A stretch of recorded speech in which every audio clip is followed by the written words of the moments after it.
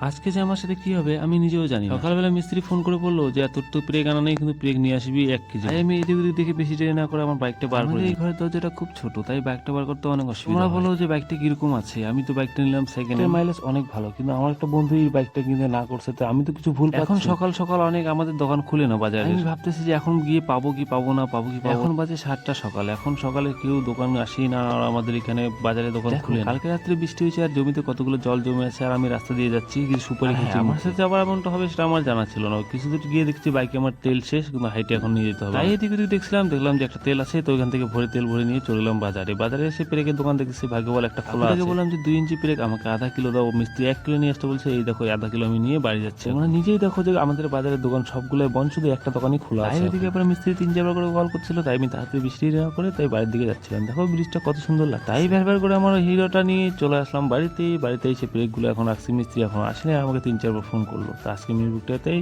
Complete.